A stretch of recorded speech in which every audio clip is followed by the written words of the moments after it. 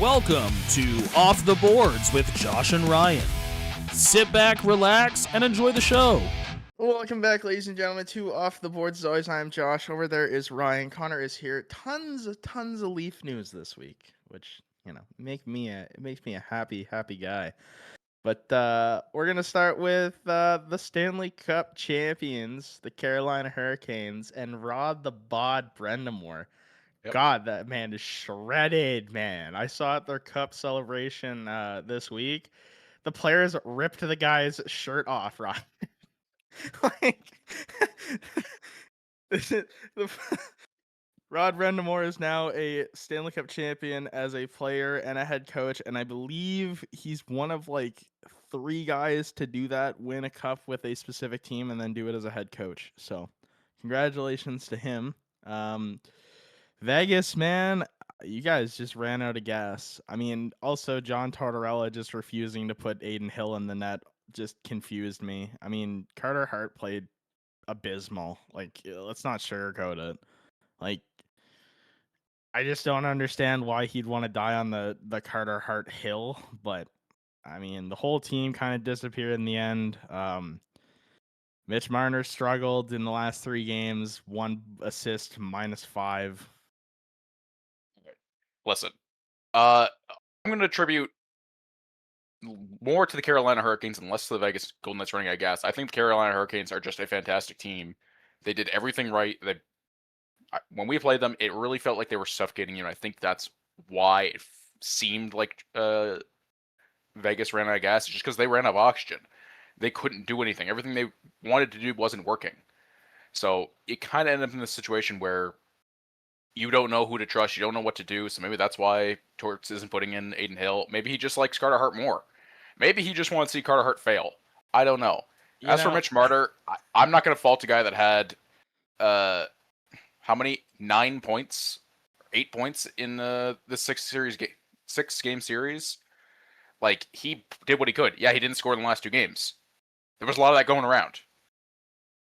He has 29 points in playoffs. He should have done more. Like, I can't say he should have done more. Well, you were giving him a little shit. Well, yeah, deserved. But like I said, I mean, I cannot fathom Toronto fans. I don't get it.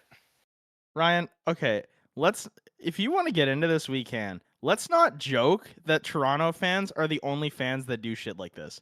You're fucking level. Fucking delusional, Ryan. I can look up right now players that got death threats, and there are examples from every fucking team. I'm not talking about death threats. So don't even fucking talk That's about not what I'm talking about. That's not what I'm talking about, Josh. If you're talking about players, fans upset that a guy went to another team and fucking they're preying on his downfall, shut the fuck up, Ryan. Cleveland Cavaliers fans, when LeBron left them, shit-talked LeBron for years. I don't want to fucking hear it. So if you're going to come out here and say that, ooh, Toronto fans are the only fans that do this, shut the fuck up. No, we're not. You're fucking delusional.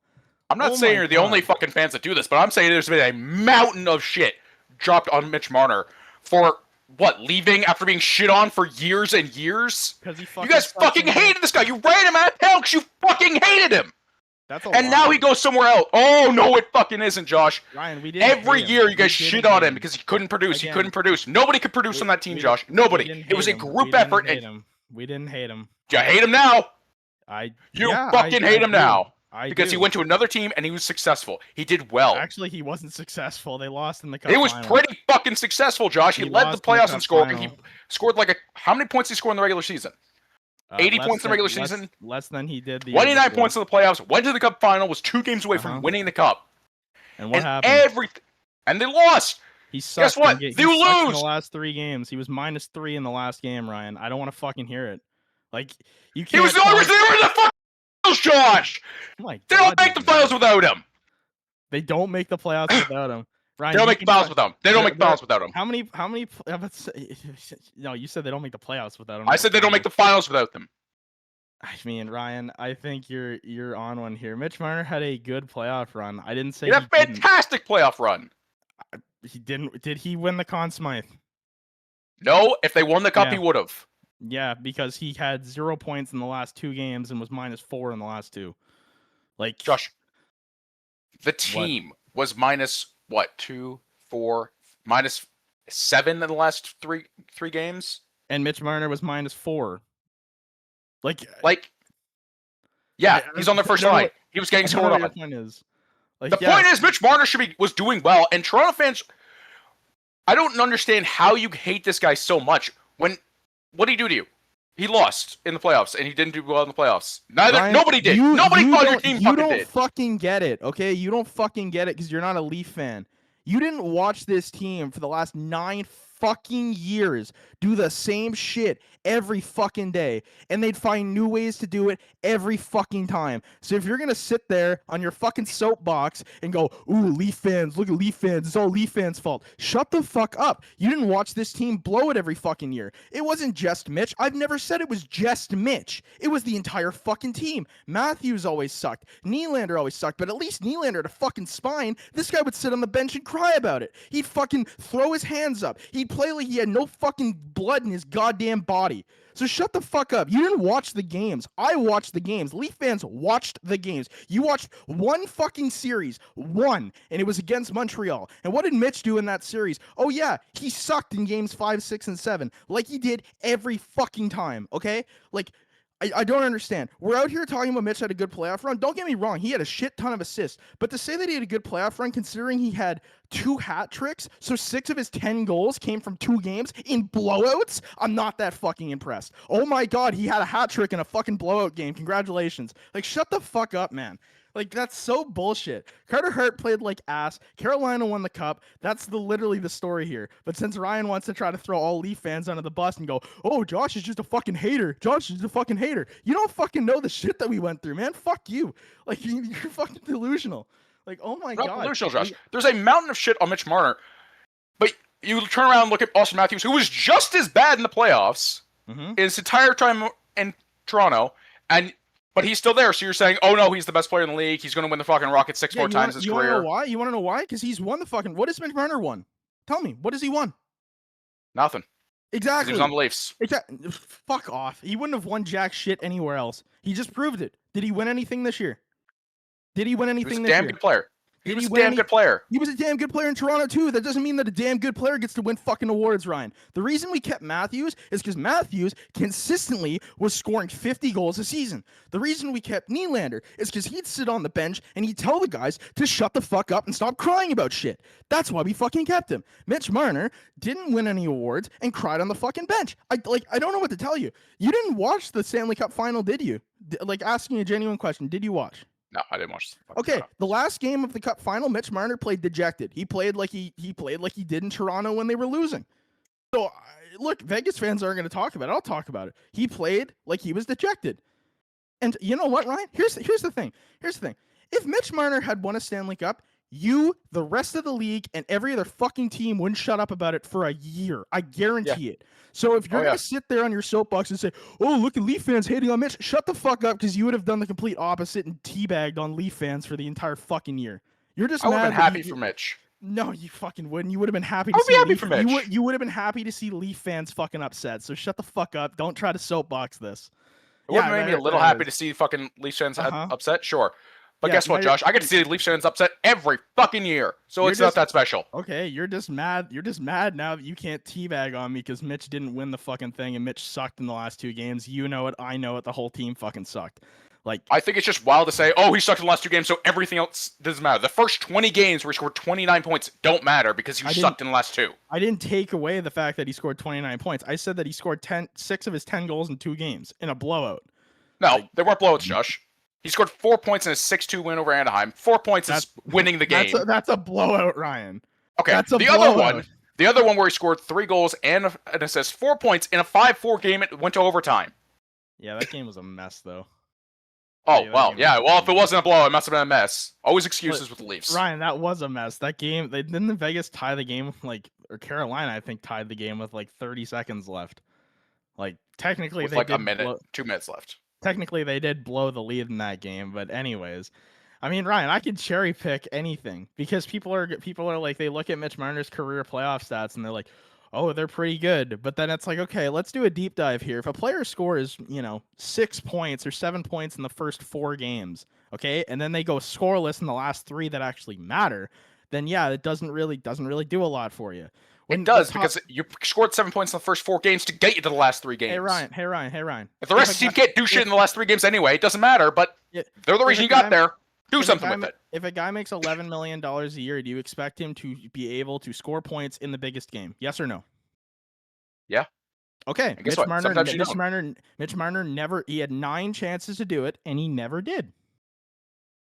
Like neither did anybody else, Josh. Nobody was helping your team in the playoffs, and to put it all on this guy because he left after he got run out of town effectively. I mean, to be fair, Ryan, he took himself out of the town. Toronto went to him with multiple trade requests that season, and he said, "No, my wife is having a kid. I'm not moving," which is like, okay, respectable. Yeah. Respectable. I didn't say it wasn't, but then you come to the end of the season and you basically like shot us in the foot and said, okay, now I'm good to go. It's like, okay, fuck you. Like, Ryan, after the Waves trade in Toronto, I don't blame him. You talk about you did the same shit with Phil Kessel. You did the same thing to him. No, the fans didn't. That was the media. Okay, it's the same media. Shit. It's always same the shit. same. The fans and the media are the same thing. Yeah, because I get to go into the locker room and talk to these fucking guys every day. Like, you're so fucking off on this one, man. Because it's Toronto. Like, Ryan, Montreal media's no better. Like let's be real here. The Canadian media fucking sucks in general on all these teams.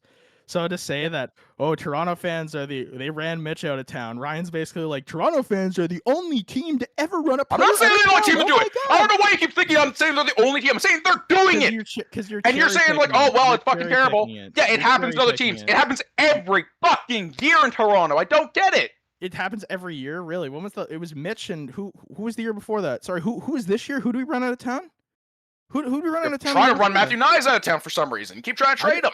I didn't run it. Ryan, that has nothing to do with the fans. The fans love Matthew Nyes. Like, I don't know what you're talking about there. Sorry, who did you run out of town the year before, and then the year before that, and then the year before that, and the year before that? I can't think of anybody. Every year you shit on these players nonstop because they didn't win a cup. They didn't win a trophy. And that's like the only thing that matters. You can't just be happy that they are playing well. I shit on the whole team, not just Mitch every year. Yeah. And then you're surprised that he leaves and does well elsewhere. I wasn't surprised that he left, considering they were trying to trade him. My God, I can't believe he left after saying, no, I don't want to get traded all year. Well, no, I knew he was going to leave regardless, but it would have been nice for him to actually allow us to get some assets to recuperate for him, considering, he is Mitch Marner because he spent 9 years in Toronto. Like, I just, that's the thing. Like I said, Did Mitch Marner take a brunt of the shit? Yes, but he wasn't the only guy to take shit in Toronto. Toronto shits on all the guys. But yeah, Mitch Marner was the only one that was reading his Twitter feed and being super upset. And maybe he was the only one to get death threats, but I don't think that's true. I think like Stuart Skinner was getting death threats and he left Edmonton too. Like, this is the only guy to ever receive death threats in the league.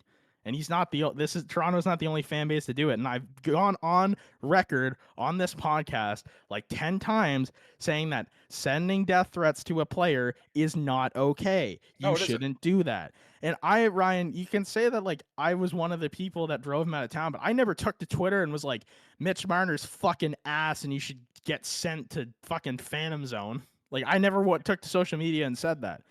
Did I say that in my fucking, like, to myself? Probably. I don't fucking remember. Probably. But Ryan, here's the difference.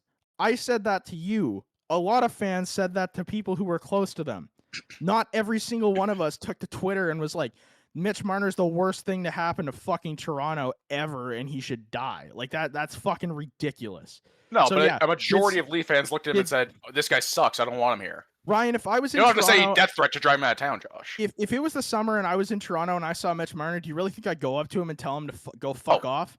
No, I would have gone up to him and I would have been like, hey, Mitch, the year didn't really go our way, but can I get a photo? Like, that's what I would do because I'm not, Ryan, when the playoffs end, yeah, fans are fucking dejected, especially when it's the 9th time it's happened in the last 9 straight. Yeah, you get a little bit jaded to the situation. Did I want Mitch to go? I did. Would I have loved to get something for him? Absolutely. Does it give me the right to prey on his downfall? I mean, that's your own opinion. But technically, preying on his downfall. All I'm doing is pointing out the fact that he didn't play well in the last 2 games of the Stanley Cup Final. That's really kind of all my point was. But I'm just saying, like I said, even now, if I saw Mitch in the street, I'd go up to him and be like, "Hey, Mitch, I'm a big Leaf fan. I've never took to Twitter and said anything bad about you. Can I get a photo?" He'd probably tell me to fuck off. But, whatever. I don't know. Mitch Marner's a good person, and I felt bad about the situation that a lot of fans put him in. But it's not every fan. We're not going to paint every fan into this box. I know tons of Leaf fans, Ryan, who liked Marner and didn't want him to go. I know tons of Leaf fans who didn't like Marner and did want him to go. There are a section of Leaf fans that hope that they trade Matthews. They wanted Matthews to be the one to go. I always stood on the box and said, I don't think you can trade a perennial 50-goal scorer in this league. I still don't. Like, we traded Kessel, but Kessel was a perennial 30-goal guy. He wasn't a 50-goal guy. Like, I don't know. Look, Mitch didn't play well in the last 2 games, but like I said, the team didn't play well in the last 2 games. They made it to the final off the back of Mitch Marner scoring 29 points. I agree. He had 10 goals, 2 hat tricks. So 6 of them came in 2 games. One of them, they didn't need his hat trick in the Anaheim series, but they needed it in the Carolina one. I'll give you that. He had a ton of assists. He played well, but in the last 2 games, he did look like he was still playing in Toronto when they were down and they thought they were going to lose. I can understand that it's heartbreaking. You work all this way. I mean, Carter Hart was crying, which kind of, I don't know. Can I say that it made me laugh? Yeah. Carter Hart crying is fair. We're all happy about Carter Hart crying. Nobody likes Carter Hart. I don't even know if for a good reason. I don't know if John Tortorella likes him, because I feel like if John Tortorella liked it, like, honestly, your point about like him trying to see him fail might be on base. Because if not, like, I don't know. Why the fuck would you not go to Aiden Hill in this series? You knew Carter Hart was struggling, and you're just like, nah, I want to die on this hill. Like, fuck him. If he drowns, he drowns. But anyways, Rod Brendamore, goddamn, that motherfucker is shredded, man. Apparently he spent the whole year making the guys lift a 30-pound cinder block over their head. So they could fucking lift the cup and it not feel heavy. And my God, man, the adulation I saw on the ice from that team. Yeah. You can tell it's a team that finally got over the hump. And I mean, Jordan motherfucking Stahl wins the Conn Smythe. What is he, 38? Like, he's old. God damn. I saw Eric on the ice with him. I think Mark was there too, the Stahl boys. Like, 37. What a happy bunch. And the Stahls are, I think now the Stahls, they might have been famous there before because Eric won the cup, but now you've had 2 Stahl brothers win the cup in Carolina. Yeah. This is such a fun league sometimes, man, when shit just happens like that. Like, yeah, Josh, I think I'm going to say, I think the best run of like 4 in a row first round picks in history, it's got to be Pittsburgh Penguins from 03 to 06. Marc-Andre Fleury, Evgeny Malkin, Sidney Crosby, and Jordan Stahl. Oh yeah, because Stahl won his first cup with the Pens. Yeah. Playing third line center because he was stuck behind Malkin and Crosby. That's so disgusting to me. But you're right. Like 3 of those guys won a Conn Smythe, and Marc-Andre Fleury probably could have.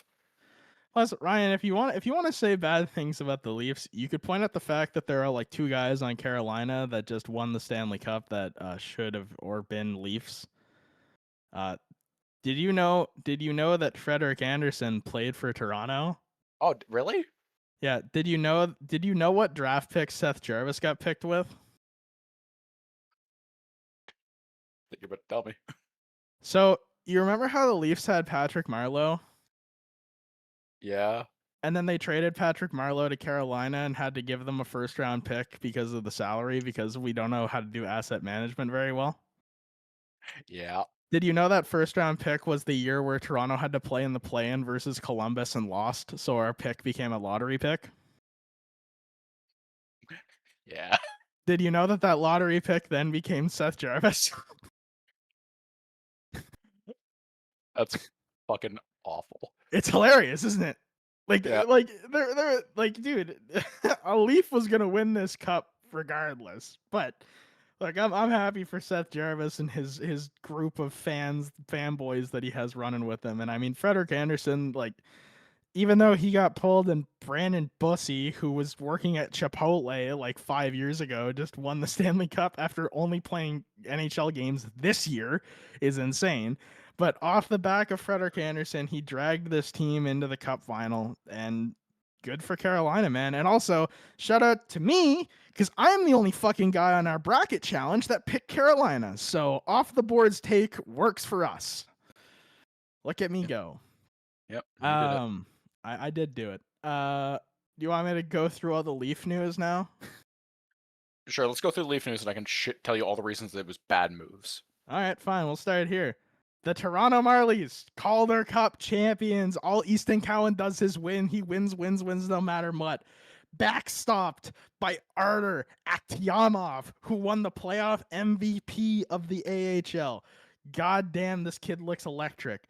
And I mean, like, there are a lot of guys on this team that I think you're now forced to give looks to next year. I'm really surprised that we didn't go with John Gruden as the next head coach, but I'll get into the head coach in a measly second. But yep. What a playoff run for the guys. They were underdogs in every single series they went into, and they clawed and scratched their way, and they won. They won. Toronto is now, I think it might be the second time we've won the Calder. There might be been other times, but 2018 and now. So yeah, I mean that's good news. Easton's going to be pretty good next year coming up. I think that Veleno, the defenseman, I think he gets a shot next year too. Ben Danford's probably going to get a shot. Dennis Hildeby is going to be carried with the team now next year, most likely, but I think Artur is probably still going to spend the year in the Marlies unless we get hurt a bunch. But yeah, so enough about the Marlies. Yeah. All I'll say about that though, winning the Calder, good for the Marlies. It is irrelevant to Waldo. I mean, fair enough. Your opinion. We went through this before. Who won the last Calder? Who won the last three? It was we looked it up before. It doesn't count. Abbotsford Canucks and then the Hershey Bears won back to back. Yeah, how are the Canucks doing? How are the Abbotsford? The Bears? Well, the Abbotsford Canucks, they just pulled. No. How are the new Canucks doing? How are the Vancouver Canucks? Oh, well, they actually, funny enough, just hired the head coach that won them the Calder last year. Well, we'll see how that goes. Yep. Okay, speaking of head coaching hires. How are the Capitals doing, too? The Hershey Bears Leafs. back. Yeah. Defend this one, Josh. I was very surprised. I will, don't get me wrong. I was very surprised, okay? This was, Jim Hiller was not a name that was said anywhere. No one said it. Frank Saravalli the night before said that a head coach from another NCAA team was, I think it was Minnesota, was very interested in the Leafs job and was going to get a chance. And then the next day we announced this. Now, was I surprised? Absolutely. Okay. And when I heard it was Jim Hiller, I was like, I have very little idea just offhand who this guy is. So I guess let's first hold on. Okay. The Leafs somehow they were leaking information, okay? They must have been leaking information, but the fact that they somehow kept this one off, it's like, yeah, let's just sprinkle this on Leaf fans. Joe Pavelski, Patrick Waugh, Pierre Laviolette, and every other name that they had brought up there. And then all of a sudden you just go, yeah, it's Jim Hiller. A lot of Leaf fans, I mean, some of them were upset, but a lot of us were just surprised because, this wasn't a name that anyone had said, but, anyways, so Jim Hiller started his coaching career with the WHL, then was an assistant coach under Mike Babcock 1 year in Detroit and then 4 years in Toronto where he ran our power play. Back when our power play was at its worst and its best because we had a really bad season, got Matthews, and then it was really good. Then he was the assistant coach for the Islanders for 3 years. I'm not fully sure what he did when he was there. He then was LA's assistant coach for 2 years, then became their head coach in 23-24.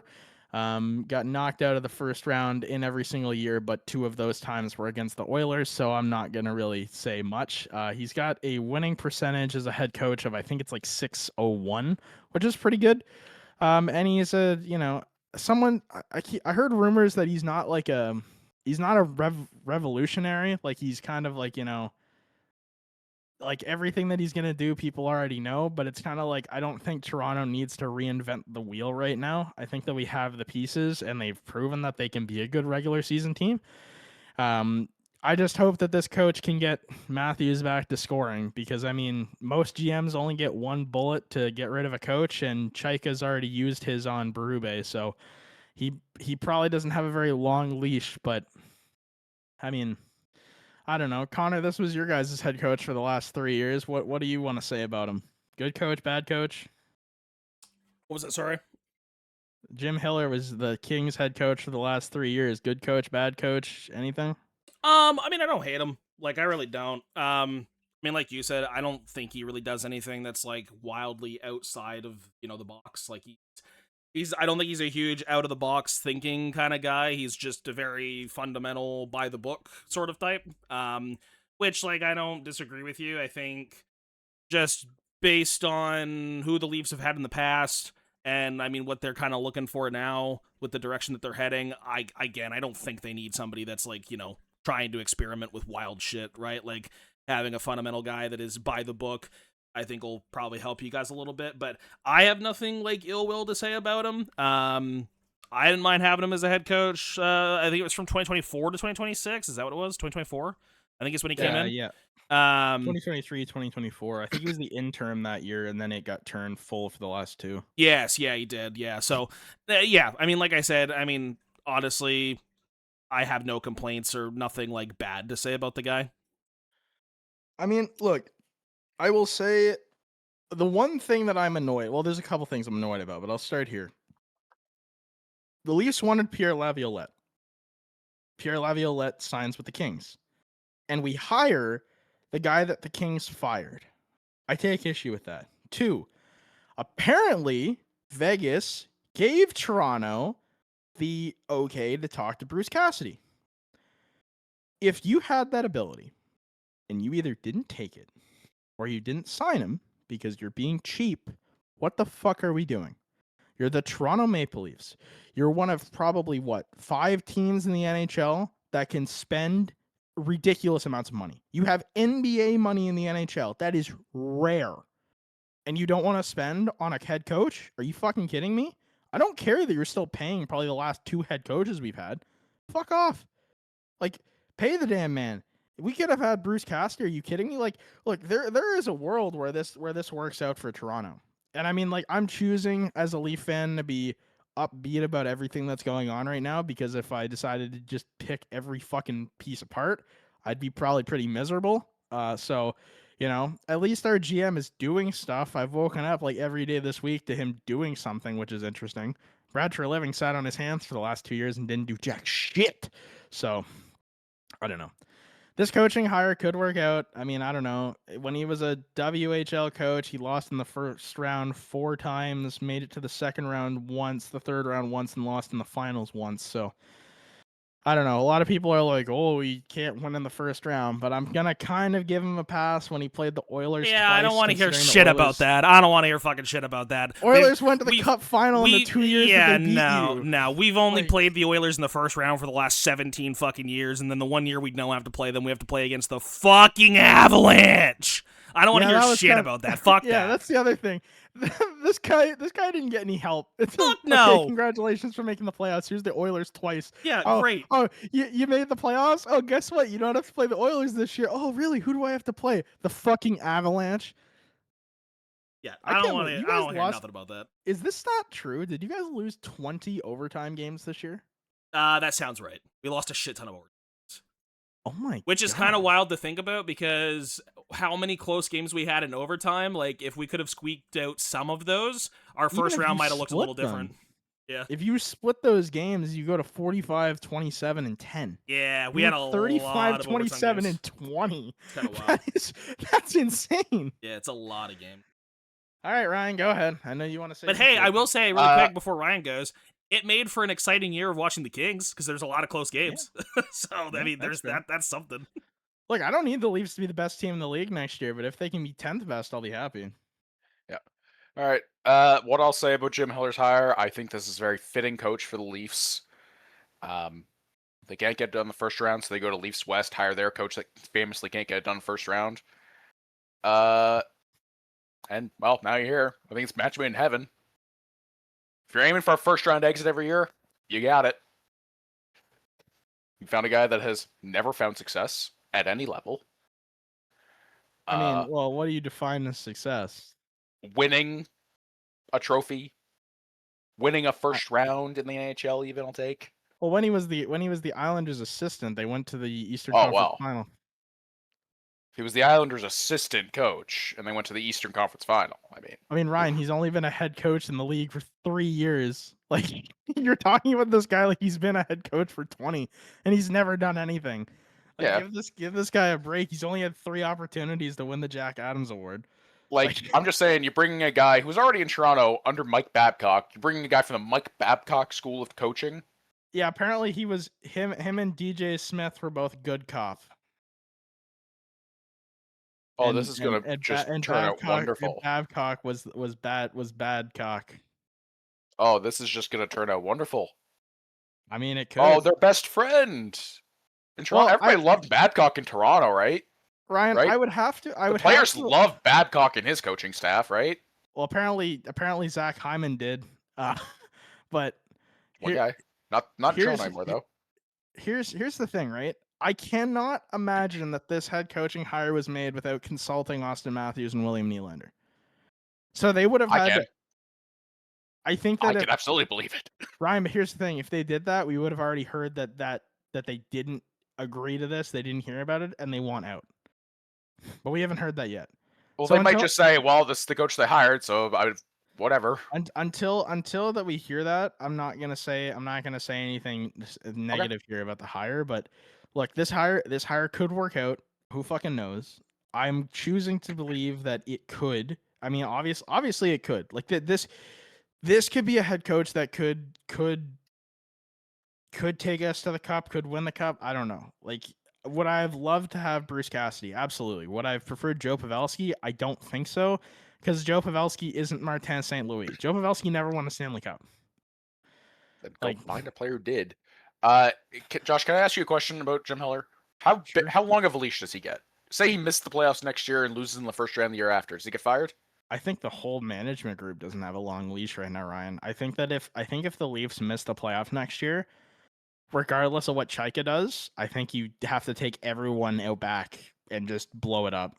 Well, who's going to do that? What's his name? Something Kelly, the Keith president. Pelly. Keith Pelly, the president of MLS. I think Keith Pelly is going to get taken out back next year. Well, I mean, he's so in touch with the league. He's really focused and knows what's going on. Yeah, his fucking media interview with Chaika and Sundin filled me with so much joy. Like, that interview was horrible. It was horrible, but all the Leaf fans in the entire league really forgot about it, because what happened the next day? Oh, the Leafs won the fucking lottery. So it's like, okay, the Leafs make the Jim Hiller signing. Everyone's pretty upset about it. Sprinkle, sprinkle, sprinkle. Leafs trade for Darren Raddysh. It's like, what? Like, yeah. John Chaika is doing so much right now that it's kind of funny. So I'm jumping the gun on the Darren Raddysh thing. Let's talk about the other trade first. Leafs trade Joseph Wall and Simon Benoit to the Philadelphia Flyers for Samuel Ersson, Emil Andre, and a 3rd round pick for this year. Wow! What a trade! Oh my god! This is gonna win Leafs Cup. This is the one. It doesn't need to, but anyways. So the Leafs get rid of Simon Benoit, who is a 7th defenseman on a good team. Like, I would not be surprised if they bury this guy. If the Leafs clear about $1.3 million on that. And Joseph Wall. While I like Joseph Wall, like I said this in the video I made. Like, let's not kid ourselves here. Like, Joseph Wall is a goalie who at his best played 42 games and had a .909. This year, he was borderline unwatchable. He was horrible. The whole team was bad, but like Joseph Wall wasn't doing anyone any favors. So, guy who's 27, has a career high of 42 games. You can't trust him. Because he's basically made out of glass. But like, this is not a situation of us running a player out of town. We love Joseph Wall, but it's unfortunate that he's a victim of circumstance here. Yeah. Would Leaf fans out there are like, I would have wanted to trade Stolarz? Of course, I'm sure Chaika would have rather them take Stolarz. But Philly would rather have the younger goalie who still has a higher chance of not getting hurt all the time. So I don't know. I'm not that upset about who we lost here. Plus, we cleared $3.6 million on Wall's contract. Now, the return. I'm going to start with the third round pick. The third round pick, Ryan, third round picks can be anything. They could even be Joseph Wall, former third round pick. So, it could be nothing. Emil Andre, a great puck moving defenseman for Philly. Not an offensive defenseman, but a puck mover. The Leafs had zero puck movers on the back end this year. So, he'll really come in and help. 24 years old, left-handed shot. He is a RFA currently, but his qualifying offer is like $800,000. Like, it's lower than the actual ELC. So I don't know what it's going to take to sign him, but I think he'll play games next year and he'll move the puck, which the Leafs need.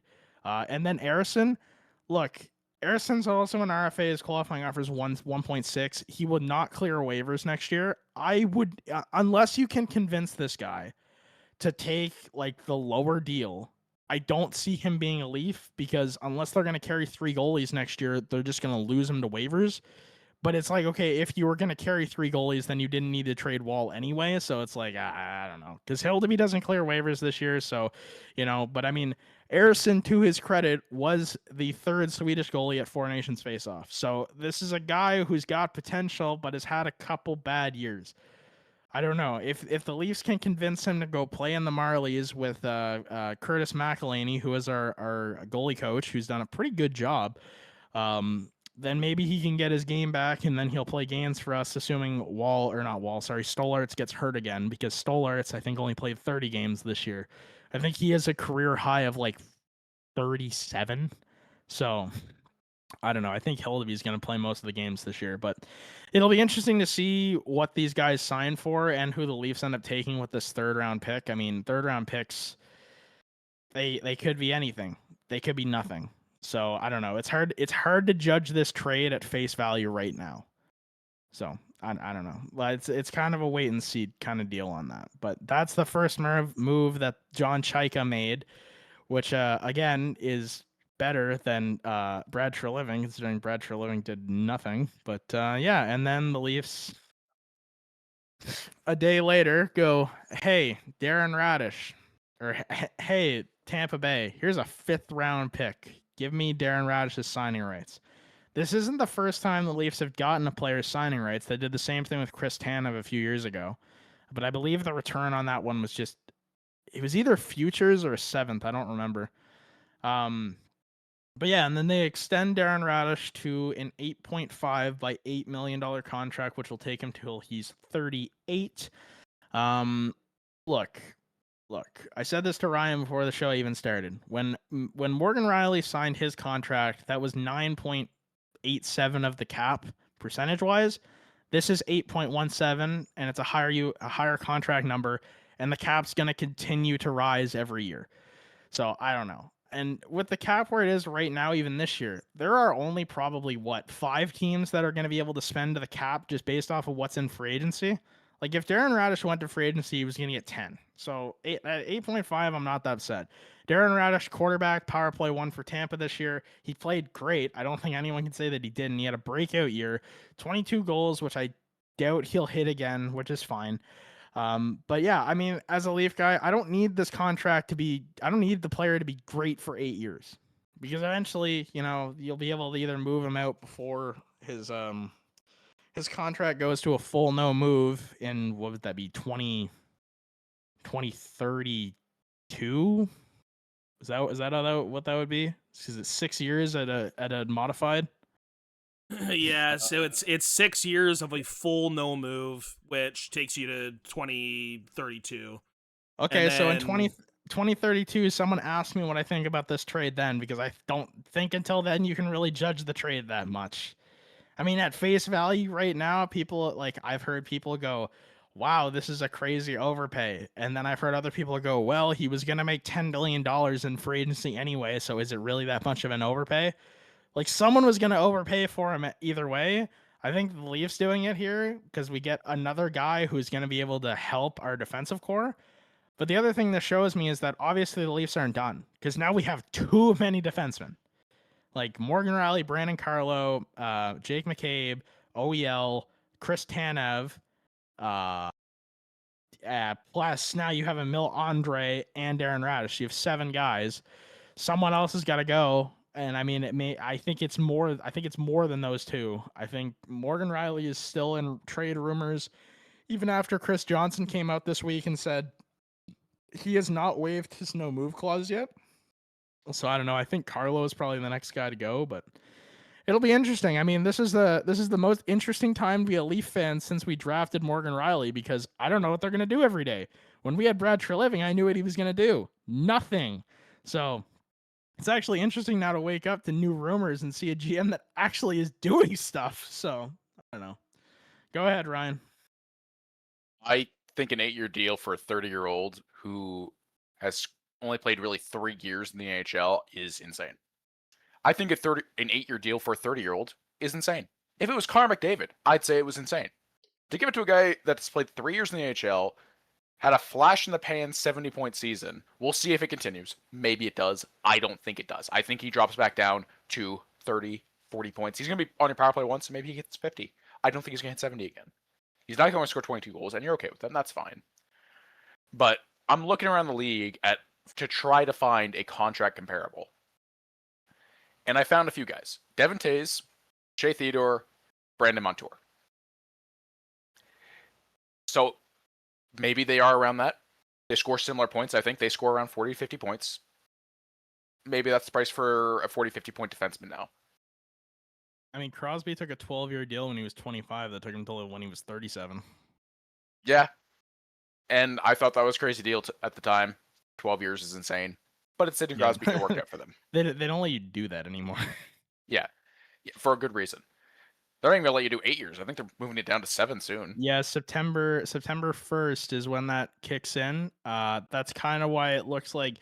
Look, I don't know why the Leafs wanted the extra year on this deal. Chaika must know something that the Leafs don't, or that the rest of the NHL doesn't, because he was hard line on this 8 years. So I don't know, because we could have just got him for 7, but whatever. Yeah. Interesting. But I'm looking around the league at these guys. Devon Toews, not the number 1 defenseman. Get Kel McCarr ahead of him. He's not quarterback in PP1. Still putting up decent numbers. Shea Theodore is the number 1 defenseman in Vegas. Vegas didn't look that good this year. And then you get Brandon Montour, who plays on their second pair and scores like 30 points. How do you see contract comparables on Puckpedia? You go to players, and I looked. The filters I used were contract start year cap percentage. So I put around 8% to see what would be comparable. Signing age 29 or plus, because Darren Raddysh 30 years old. And only defenseman. Isn't there an actual search though? That you can do like a straight up comparison somewhere. Oh yeah, else. here it is. I know, but if you're looking at forwards, you get like Brock Nelson in the mix.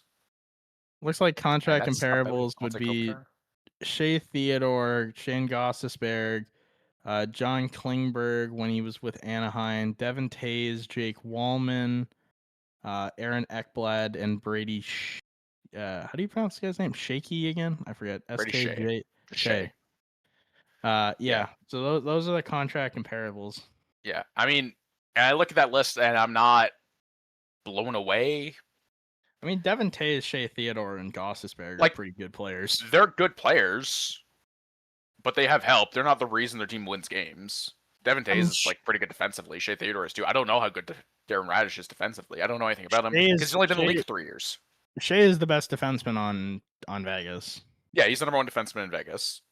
He is. So I mean, yeah, and I mean Gostisberg played incredible. Guy just won the cup. I can't say anything bad about him. Jake Wallman looks pretty bad according to Oilers fans, but like if we look at the point per game number, right, for the comparables to this, Ryan, he is the top. In theory. Well, I'm not gonna say that it's yes, but this year 70 points he is the top. Yeah. I'm not. I don't see 70 points as sustainable. I don't. For a guy that's only been in the league 3 years, maybe he's the next Mark Giordano. Maybe. I said that. Like he could be Mark Giordano. Like I think Mark Giordano is a very, very rare player, and you're just gonna say yes. Oh, it'll happen. It hasn't happened in years. I'm like, yeah. But why? When happened decades before that. How old was Shea Theodore when he signed his contract? How old was? I can see it. Take a guess here. 29 or 30. He was 30. He was 30. He signed a 7-year contract. Aaron Ekblad was 30. He signed an 8-year contract. Devin Taves was also 30. He was older than Darren Raddysh By a few when he days. signed this. And yeah, he took a 7-year deal. Like, I think there's Yeah, a and lot of we're still in the early stages of those deals. I want to see how they pan out in the next 4 or 5 years. But if I'm looking at Colorado and Vegas, they're in win now mode. So it makes sense to Vegas ever since coming into the league has been win now mode. Yeah. Whereas Toronto, you just got the first overall pick. Are you now in win now mode? Like, I think so. Where are you guys at? I think the moves that John Chaika is making right now, I think are signaling that, hey, we're gonna try to be good this year, but I don't think they expect to win the Stanley Cup.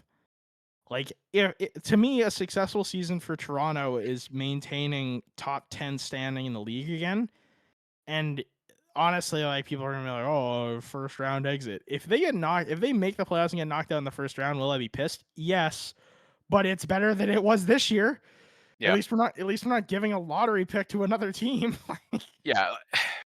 I think it's just, if I was in Toronto's shoes and I had the first overall pick for a guy like Gavin McKenna, I don't know if I'd go all in right now. I know if you just brought a new GM, new coach, they want to win right now because it's, oh fuck, if we don't show results soon, we're fucked. Well, yeah, that's the because Toronto is MLSE is not going to commit to a rebuild. No, they can't. The problem with Toronto right now, right, is Toronto is like, if you look at the team on paper and you put them in any other jersey, they probably make the playoffs this year.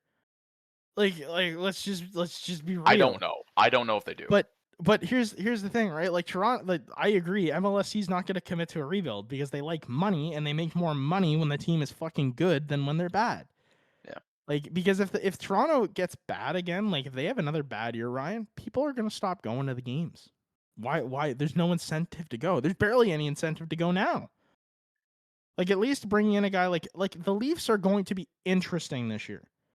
Like, there's interest, like, whether or not you want to shit on the contract or not, it's interesting. Brad Treliving did nothing. Brad Treliving's most notable thing that he did was trading Mitch Marner for Nicholas Waugh. Yeah, you're getting in headlines right now. There's not a lot going on right now before the draft, so you're getting in a lot of headlines. You're doing a lot of big moves. Just brought in a new GM wants to do stuff. Yeah, and maybe it works out. Good. But I think after this year, we're going to know one way or the other if this was a good idea or not. 100%. 100%. Like, what? But the thing is, like, what does Darren Raddysh have to do this year for us to call it successful? Like, to me, if he has a 60-point year, I'm calling it a success.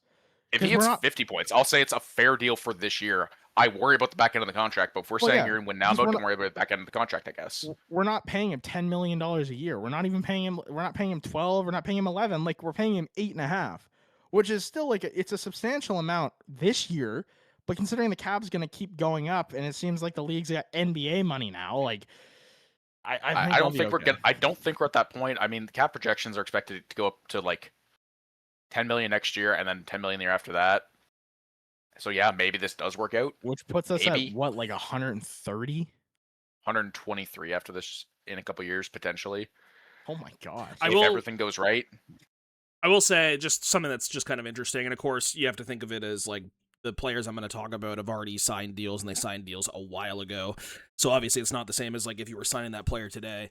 But something that is kind of interesting is it makes him one of the higher paid players in the league. He's now only making $500,000 less than Cale Makar, and he's making more money than Quinn Hughes and Jacob Slavin, who just won a cup. But again, those guys signed contracts how long ago? And if you sign them today on deals, they're probably worth a hell of a lot more. But again, with the cap going up, I think by the time that contract is done at the end of the 8 years, I am in the same camp where I think the cap is going to the moon. I don't know that it'll be like a massive cap hit. To the moon, hit baby, to the moon. Later on, but for now, it'll be interesting for the first couple of years of that contract. I'm interested to see what happens in the next 2 years. He's got to perform. Like, I'm not saying he doesn't. Like, he can't slide by. There's no one that's going to get the pass this year on Toronto. Right. You're either going to be good or you're going to suck, and that's going to be very evident early on. Yeah. For me, I'm just very hesitant to bet on the cap going up that much that $8.5 million isn't going to be a big deal in 6 years. Because in 6 years, you're going to have, assuming the draft Gavin McKenna. They have a 24-year-old Gavin McKenna, and the rest of your team is 30s, 34. Matthews will be 34. Nylander will be 36. Raddysh will be 36. Morgan Riley will be 38. He'll probably be out of the league. He won't even be on the Leafs anymore. That's assuming that the team needs to be good enough to keep the players. Like, yeah. And there are still other rumors. Like, a rumor I heard the other day is, and God, I'll say the name and then I'll tell you what I think. Apparently, if Radko Gudas doesn't sign with Anaheim, his top landing spot is either Florida or Toronto. And now, I hate Radko Gudas. I hate this player with a burning passion, but it's the same way I feel about fucking Brad Marchand. If he's in a goddamn Leaf jersey, I'll cheer for him. But Radko's not going to be able to get away with half the shit he can get away with in an Anaheim jersey and a Leaf sweater. I think you cannot possibly consider bringing in Radko Gudas to this team. There's no way. Because it's one thing when it's Brad Marchand and he uses a shit disturber to all the league. It's another thing when it's Radko Gudas, he's a shit disturber across the league. But he purposefully attacked Toronto specifically. He purposely injured your captain. I agree. And now you're going to bring him in. Well, what if he takes him? What if he takes him out to a very nice dinner? You know what though? He stood there in that fight. He also with did, Doan, and he didn't throw a punch. He let him beat the shit out of him and just took it like a man and didn't throw a single punch because he knew he fucked up. He knew it. He knew he fucked up, and he sat there and at least he took it, and he wasn't a bitch about it. He took it because that's what you do as a goon. Yes, 100%. But he knew getting his ass kicked was worth getting rid of Austin Matthews. Which, you know what, I don't disagree with that. That's fair. He could have beat Max Domi's ass. Like, let's not joke here. He could have fought, actually, but he didn't. Like, yeah, but then he gets the shit kicked out of him again for fighting back in a fight where he shouldn't have fought. Well, yeah, but so take the ass beating one time and take out an all-star. Who else is going to fight him? Who on Toronto is going to fight him? It was Max. Max Domi would have come out of the box and fought him again. Now, Max Domi, interesting, might not play next year. We don't know. Yeah. John Chuck is keeping this very close to the vest. Apparently, there were complications with a back surgery, which, I mean, that's really not good. Back is kind of the most important part of your moving. So Back's an important one. And at this point, I don't know if Max will ever play again, because the way that they're talking about it makes me believe that, like, you have to basically go into next season and know that you don't have him for most of the year, maybe the entire year. So you already have a hole to fill in your top six that you got to fill. So Chayka's making a ton of moves. A lot of the moves he's made so far have been, the two moves have been defensemen. I'm really interested to see what he's going to do when it comes to forwards. Because, like, there are still more defensive rumors. Apparently, the Leafs are talking to Buffalo about Bowen Byram right now. Like, I don't know what that deal is gonna look like, but hockey Twitter has been fun this week. Every day I wake up, I go, "Ooh, what are the insiders saying about the Leafs? Ooh, where are we going now?" It's like, god damn. But I don't know. It's it'll be an interesting summer. I think, like I said, this is the most excitement. Whether nervous energy or not, I think a lot of Leaf fans are just choosing to be optimistic, which is something that we haven't seen from Leaf fans in a long time. At least I haven't been optimistic in a long time like this. So, I can either be upset about what's going to happen, or I can choose to be optimistic, and I'm going to choose to be optimistic about the moves that we're making. Are they all going to work out? Probably not. Will some of them work out? I hope so. Will Toronto be a better team next year? By God, they have to be, because if they're not, they are fucked. But Connor, how are we looking on time here? Like 50 minutes. I think do some hot takes and get out of here. Or? Games or wheel? What are we doing? Yeah, I think we're gonna do the hot takes here for one more week, and then I'll spin up some different type of stuff next week that we haven't actually done yet, just to keep it fresh. We're actually getting pretty thin here on the hot take wheel. There isn't like a ton left, so we'll cover a handful, and then I can read a lot of these already. Yeah, so I got rid of any of the ones we've already talked about. So we'll spin it like I said, this week, and then next week I'll get something different going. What do we got? Home ice advantage in the NHL is overrated. Yeah, it is. I think there are some teams where it is, but there are other teams like Montreal where it's not. I also think it depends on the situation, though, right? I think it depends on the situation, because in the playoffs, I think it's massive. In regular season, not so much. It's my kind of standing on it. Oh, yeah, yeah. Well, you say that, but like even Montreal, who should have a huge advantage, didn't look that good at home in the playoffs this year. So I Well, don't yeah, see home ice as like a big deal.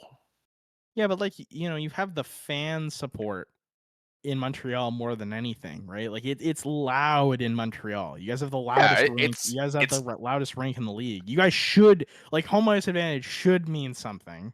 It should, but realistically, even in the playoffs, you win one game on the road, home ice advantage just flipped. So it's like, True. Yeah, it's true. It's fleeting. It's not that big of an advantage, really, if you look at the numbers. I don't think. So it's like, Do you think? I know this is a different question, but should I look it up? What do you guys think if the league just went to a 1-1 playoff format, where instead of it being 2-2, 1-1-1, you just go 1-1-1-1-1 for the 7? No, I think you keep it with 2-2, 1-1-1. But if it doesn't matter, though, wouldn't it make more sense to just jump it the other way? Hate it.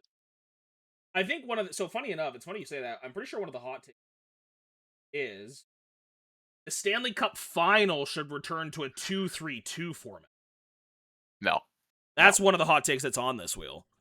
Just speaking of formats. The 2-3-2 to me doesn't make a lot of sense. But also, Ryan, what's the argument then? Because if home ice doesn't matter, what's the issue? Because home ice, like, I don't think it matters that much, but it does. Like, I looked it up. Teams historically win 55 to 59% of home ice games. So, like, it does matter, and especially in the playoffs, that's a big swing of momentum for 3 straight home games.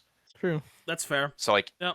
You have to get through those to get back home, and it's like, well, fuck, you better get through it. So is 1-1 like more fair in that sense? Like if you go 1-1 back and forth, I know it's a pain in the ass, like logistically for traveling and stuff, but it's like I think it's too much a pain in the ass logistically for it to matter to do it, especially where you know their first 4 games are guaranteed. Right. I think it's fine to do 2-2 and then switch back and forth. What if you gave the teams the option? What if you said, hey, technically you won home ice, but do you want it? Like coin flip it. Almost do like a heads tail coin flip like they do the beginning of fucking NFL games, right? Coin flip it, like, at the beginning of the series and be like, do you want to go first or do you want to go second, basically? Well, I think no matter what, I think teams are going to say, no, I want home ice. Home ice? Yeah. Because it's not a disadvantage, right? And the numbers do support it. Not to mention, I think players think, oh no, I want to sleep in my own bed more often. Actually, yeah, that's I guess that's too. the fairest probably point. Get better reps. I think if it was a 2-3-2 format again, I think then you see guys go, yeah, I think we'll take second. Oh, 100%. Oh, 100%. You can wrap the series at home. Oh, yeah, 100%. Yeah, absolutely. I think in that case, the coin flip matters more. It's how you decide to do it. Well, I don't think you'd even need to do a coin flip. I think you just go whichever team was higher in the standings. You ask them what they want to do. Right. Yeah. I don't know. What do we got? Draft lottery should be completely abolished. Ooh. Like this isn't the NBA. Like tanking in the NHL is not rampant, right? Like I mean, not anymore. Yeah. Well, I don't think you can. Think back to the McDavid year. Oh, the Oilers sucked. God, the Oilers sucked that year. The Oilers and the Sabres sucked ass. Leafs sucked too. But I think I don't know, Ryan. I think there's too many good players in the league now. Like, no, can a team actually tank without fucking themselves? Like let's look at Calgary. Calgary's got so many bad contracts on that team. They're bad because they can't do anything. Yeah, but I mean, I like the lottery. I think it adds a little bit of suspense too. Well, it's fan service. I think you could probably alter the lottery to increase the odds for the top teams. You want to increase the odds for? I think for the bottom teams. I mean, like I think, like if you come in last place, you should. Yeah, you should have, like, if you're the last place team, you should have better odds than you are right now. Like right now, I think it's more likely you don't win the lottery than do. If you're one of the bottom teams, it should be more likely you win the lottery than not. So do you think that so if I was to say it, Ryan, the top 5 teams, so 1 through 5, should have flat odds, the same odds? What would you say? I'd say you could even just shorten the lottery up. You don't need every team out of the playoffs to have a chance. I think you just say, no, the top 5 teams, they can vie for the number 1 pick. No, everybody else get fucked. Did you like the way that they did the lottery this year with the ping pong balls? Yeah, I think that method is sound. You know, the one thing that irked me about the way that they did that is that in every other year we've gone from the bottom to the top, and this year they started with the first pick, and I feel like they lost a lot of viewership after, because no one cares after that. No, they didn't. Yeah, they started with the. They started. No, I with watched it. They started with the top. They started with the last place team and then went up. Same as always. Well, then I was lied to. I think you were just no, you weren't even watching. You were like Yeah, at the you were at game. the Cats game. I was you were at the Cats game. game. So Yeah. and it started at 7, and the lottery was. I had the notification on my phone at like 7:03. So I was like, what the? No. I was like, what happened? I don't know. I don't know what to tell you. They started at the bottom, went up. All right. All right. All right. Hockey is the hardest major sport to win a championship in. Yes. I think hockey players and hockey fans agree to this because I was actually listening to, I think it was Ray Whitney talk about this week, and he said, yeah, it's the cup, and then I think he put Major League Baseball, then the NFL, then the NBA. I mean, like, there's a lot of games in a baseball season, but baseball's a pretty like low impact sport. Well, that's the interesting, right? Because I would argue that the competition is between the NHL and the NFL. Because with the NFL, you could have a bad game and you're fucked. There is no redemption as far as you have a bad game and you're out. You're done. It's a one and done. But the same method applies to the other side. If you win, you can get lucky 3 times. No, for sure. No, 100%. I think that's the thing. Like, I mean, it'd be impossible to do like series in the NFL. Yeah, you there's never not enough time. Yeah, no. But I think it is the NHL, and then it's probably the NFL and the MLB to me are pretty interchangeable up there, and then I think the NBA is last, and that's not because I don't like basketball. It's just that I the way that they do the play-in format, I think it's pretty boring to me. Like, I don't know. I just find the NFL, or not the NFL, sorry, the NBA, it's a lot harder to see like blowouts in the first few rounds. Like, it's just, you don't see it, so it just kind of gets boring to watch. Yeah.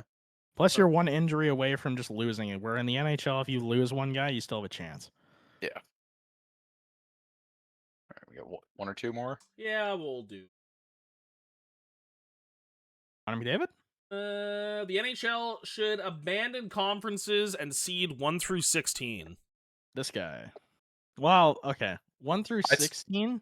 I like 1 through 8. 1 through 16 is too much for me. It's too much travel. Yeah, I agree, because like, what if you had Ottawa playing LA in the first round? Or Vancouver and Florida. I mean, Toronto was in the Western Conference in the 90s, and we had to play LA in the Western Conference final one year. Yeah, that sucked. Wow. Yeah. I mean, it was, I don't know. I agree with Ryan. We should really go back to the 1v8. I've said that for years now. I don't like the wild card stuff. I think it's bullshit. So, but yeah, 1 through 16 is a lot of travel. Yeah. Yep. That's fair.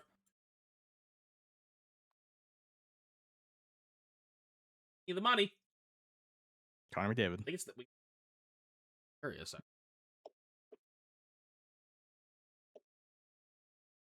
Fighting still has a place in hockey. Yeah, Agreed. Absolutely it does. I think that a lot of hockey purists would agree. I think that a lot of the new fans, and just there are certain people in the world that get offended over things that they shouldn't get offended over, and hockey fighting is for some reason a hill that a lot of people want to die on. I like watching hockey fights. Hockey is the one sport in the world that you can fight in and nothing happens. No one calls. Well, yeah, but that's MMA. a sanctioned fight. Yeah. No, in a hockey fight, these guys fight with knives on their feet. No one calls the cops. No one does anything. Yep. It's just part of the game. It's always been part of the game. I don't think you can take that out. Like, to me, it's meaningful. Like when Max Domi fought Radko this year, I know Radko didn't throw a punch, but like, if you can't fight someone, what are you supposed to do? You're just supposed to let them do whatever you want. Like, let the other teams do whatever. Like, I don't know. It is definitely has its place in hockey. Without it, I think reffing will be very different, because you have to be much more stringent to stop things from happening, getting out of hand, because there's no other alternative. At least with fighting, a guy won't go too far or hurt a guy, because if you do that, you're going to get the shit kicked out of you. There's a little bit of fear to it. But there's still guys that will take the punch to take out a certain guy. Look at Radko Gudas taking out Matthews this year, but I think fighting certainly still has a place in hockey. I think it matters. I think to defend your team, to get your team back into things, it really is an all-out fight the entire time. And fighting has its place in hockey, I think. Last one. If this is the Leafs take I just read, I might just leave. Thank God. And then the NHL's next face of the league won't be Connor Bedard. Now, this was a hot take. Yeah. This was a hot take. I will say this one, when I added it to the wheel, was from a thread that was from when he was drafted. So it was when he was probably at his highest point of like hype coming into the league. So of course, now that we've seen him a little bit, I mean, like now that we've seen him a little bit, I think this is probably less so than. But yeah, I think Macklin's the next face of the league. I don't think it's either of them. Who do you think it is? I think we haven't seen them yet. I don't know who it is. I don't think it's Gavin McKenna either. I was about to say, do you think it could be Gavin? No. I mean, I don't think you can say it's not Macklin, Ryan. The guy had like 117 points this year, didn't he?